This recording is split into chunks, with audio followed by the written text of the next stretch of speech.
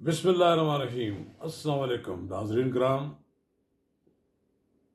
Video programme से गैरहाज़िरी की बुनियादी वजह तो नासाजी तबाह है, गला ख़राब है, टेम्परेचर है।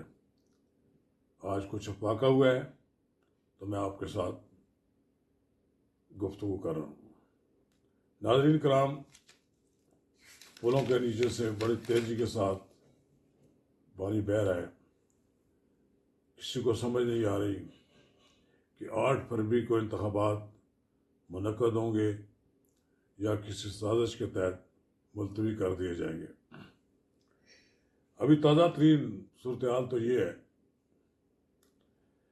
कि बार कौंसलें सुप्रीम कोर्ट के पीछे लगी हुई हैं कि आम इंतखाबात में शफाफियत पैदा करने के लिए फिल फॉर ROs और DROs को तब्दील किया जाए और उसमें तब्दीलियाँ करके इलेक्शन कराया जाए।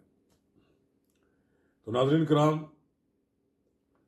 एक तरफ पॉलिटिकल पार्टीज़ हैं, दूसरी तरफ वकला हैं, तीसरी तरफ वो लोग हैं जो इलेक्शन कराना चाहते हैं। तो नाज़रीन कराम, हम इस मौजू पर आपके साथ गुफ्तगू करेंगे तफसील के साथ। लेकिन कबल इसके हम आगे बढ़ें, अगर आपने मेरे YouTube चैनल नवाज रज़ा के साथ अब तक सब्सक्राइब नहीं किया तो बराए करम फौरी तौर पर सब्सक्राइब करें, लाइक करें और अब आपके साथ शेयर करें। आइकॉन का वो बटन दबाना ना भूलिए कि जब वीडियो लोड करें तो सबसे पहले आपको इतला मिले। नाज़रीन कराम, हल्का बंदियों का मामला आया तो बलूचिस्तान से हाई कोर्ट के एक आर्डर लेकर कुछ लोग पहुंच गए, लेकिन सुप्रीम कोर्ट के 3 रुकनी बेंच ने जो कायम काम चीफ जस्टिस सरदार तारिक मसूद की क्या सरबराही में कायम था, उठा के बाहर फेंक दिया और कहा कि अब कोई इलेक्शन मुलतवी कराने की किसी तरह भी कोशिश न की जाए। इलेक्शन प्रोग्राम के मुताबिक होंगे। 8 फरवरी को होने वाले इलेक्शन को किसी सूरत में डिस्टर्ब नहीं होने देंगे। ये तो सुप्रीम कोर्ट का फैसला आ गया।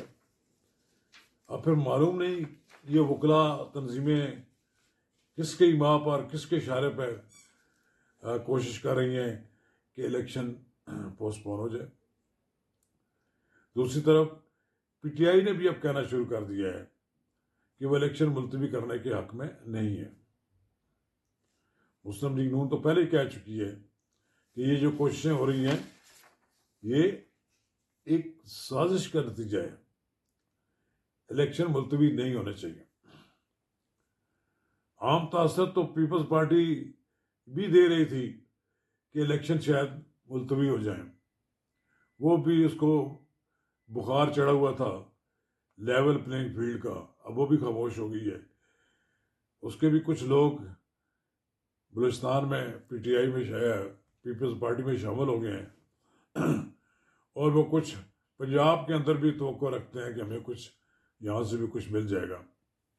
अब असल लड़ाई तो ये है, एक लड़ाई तो है तहरीक इंसाफ अपनी जगह बनाना चाहती है और तहरीक इंसाफ के अभी तक कोई कैंडिडेट्स सामने आए नहीं। अलबत्ता 3 हल्कों से इमरान खान ने इलेक्शन लड़ने का ऐलान कर दिया। पहले कहा जा रहा था वो कागजात दाखिल नहीं कराएंगे, अब वो शायद कागजात मुस्तरद होने का इंतज़ार करेंगे, फिर वो आला अदालतों में वो जाएंगे।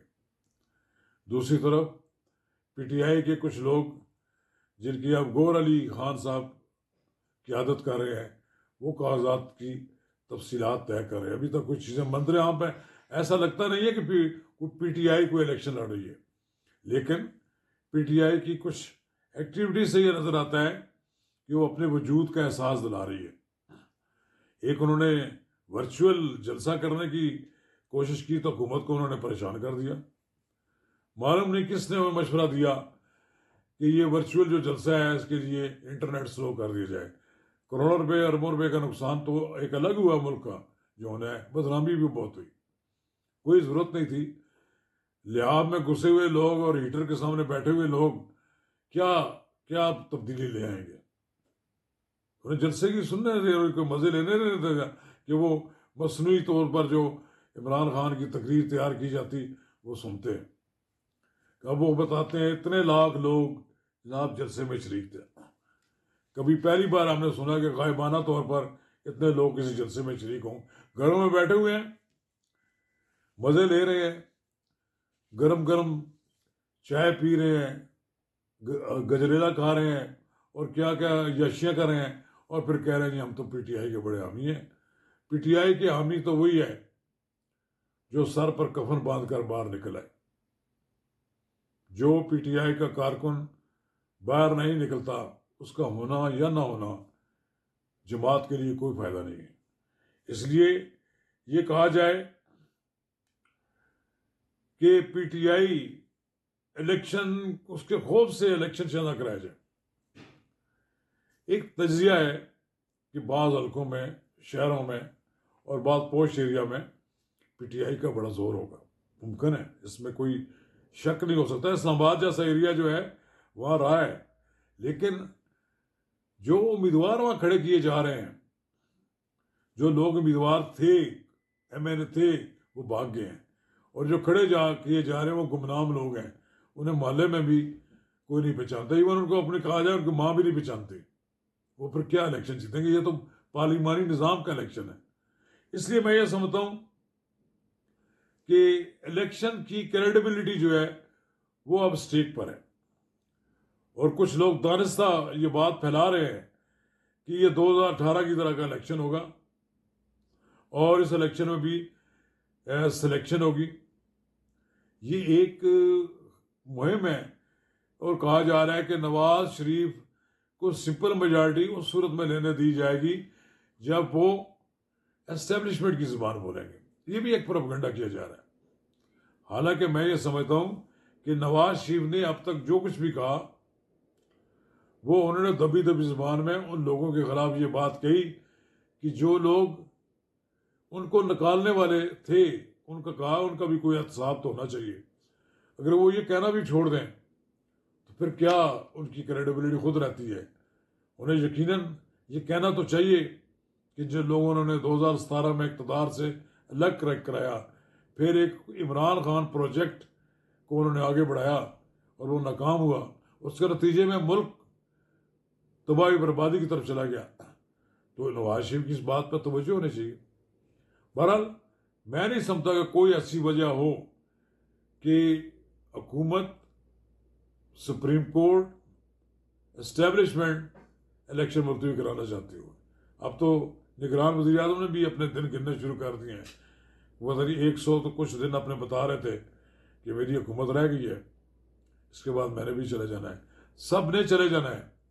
नई हुकूमत जमहूरियत के लिए ज़रूरी है, और मैं कोई समझता हूँ कि पीटीआई के जो लोग हिस्सा लेना चाहते हैं उन्हें पूरा शौक पूरा करने देना चाहिए, उन्हें भले का निशान मिलना चाहिए, ताकि यह प्रोपेगेंडा ना हो सके कि भले के निशान वाले लोगों को इलेक्शन नहीं लड़ने दिया गया। चलें, किस्मत पीटीआई की भी है कि वो कितनी सीटें निश्चित जीतते हैं। बहरहाल मुकाबला पंजाब में तो मुस्लिम लीग नून और पीटीआई का ही है, बाकी दीगर सूबों में डिफरेंट इत्तेहाद बनेंगे। उसके नतीजे में जो भी हुकूमत बनेगी उसे सबको कबूल करना पड़ेगा। बहरहाल हम देखते हैं कि 8 फरवरी का सूरज मुल्क में आम इंतखाबात के इनेकाद का पैगाम लेकर तलू होता है, या 8 फरवरी से पहले ही इलेक्शन का इनेकाद मुलतवी हो जाता है। इन दोनों सवालों पर हम इंतज़ार कर रहे हैं। शुक्रिया।